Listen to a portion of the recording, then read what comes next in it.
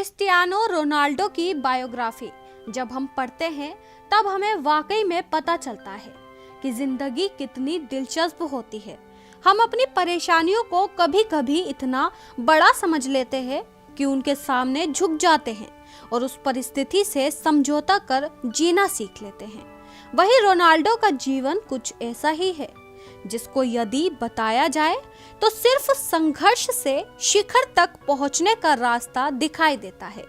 एक माली के बेटे से दुनिया के सबसे महंगे फुटबॉलर बनने तक का सफर जो रोनाल्डो ने बहुत मुश्किल से तय किया है, वही उनकी जिंदगी हम सब लोगों के लिए भी सीख है कि मुश्किलों से हार नहीं मानना चाहिए।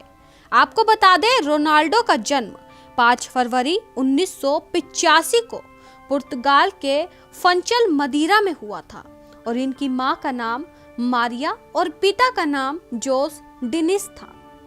यह अपने माता पिता की चौथी और सबसे छोटी संतान है।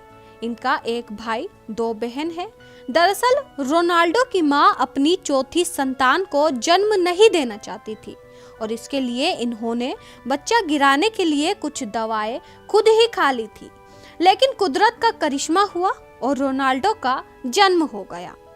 रोनाल्डो जो आज शोहरत और कमाई के शिखर पर है, लेकिन उनका बचपन बड़े अभाव में बीता था।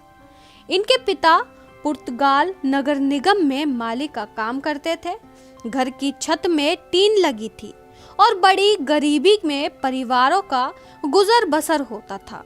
आपको बताते चले, रोनाल्डो ने बहुत ही कम उम्र से फुटबॉल खेलना शुरू कर दिया था। शुरुआती साल में वे लोकल टीम के लिए खेला करते थे। 12 वर्ष की उम्र तक वे अपने लोकल टीम के एक जाने माने फुटबॉलर बन चुके थे और उनकी गिनती मदीरा की टॉप फुटबॉलर्स में होती थी। 2003 में स्पोर्टिंग क्लब और मैनचेस्टर यूनाइटेड के बीच एक मैच हुआ जिसमें रोनाल्डो स्पोर्टिंग की तरफ से खेल रहे थे और इस मैच में स्पोर्टिंग में मैनचेस्टर यूनाइटेड को 3-0 से हराया, जिसमें रोनाल्डो ने 2 गोल किए। और उस मैच में रोनाल्डो के प्रदर्शन पर मैनचेस्टर यूनाइटेड के मैनेजर का ध्यान गया और उन्होंने रोनाल्डो को फिर अपनी टीम में शामिल कर लिया। रोनाल्डो इसी के साथ पहले पुर्तगाली खिलाड़ी बने जो मैनचेस्टर यूनाइटेड के लिए खेल रहे थे। मैनचेस्टर यूनाइटेड में इन्हें 7 नंबर की जर्सी दी गई और ये वही जर्सी का नंबर था जिसे डेविड बेकहम पहनते थे, लेकिन रोनाल्डो ने कहा कि वो इस नंबर से जुड़ी उम्मीदों का बोझ नहीं संभाल पाएंगे और इसलिए उन्हें 28 नंबर दिया गया। 2003 में मैनचेस्टर यूनाइटेड का सदस्य बनने के बाद रोनाल्डो का करियर तेजी से ऊपर बढ़ने लगा। वक्त के साथ रोनाल्डो सबसे बेहतरीन फुटबॉलर बन गए। 2007 से 8 का सीजन उनके करियर के लिए किसी सुनहरे वर्ष से कम नहीं था, क्योंकि इस वर्ष उन्होंने लीग और कप दोनों को मिलाकर 42 गोल किए। वहीं यूरोप का जो खिलाड़ी सबसे ज्यादा गोल करता है उसे गोल्डन जूते उपहार में दिए जाते हैं, जो इन्हें भी मिले। जब रोनाल्डो का चयन मैनचेस्टर यूनाइटेड के लिए हुआ था, उसके ठीक 4 दिन बाद यानी अगस्त 2003 में ही इन्हें अपने देश की टीम की तरफ से खेलने का मौका मिला और इनका पहला अंतर्राष्ट्रीय मैच कजाकिस्तान के खिलाफ था। धीरे धीरे इनकी पुर्तगाली टीम में भी एक अच्छी पकड़ बनने लगी और ये टीम के मुख्य प्लेयर बन गए।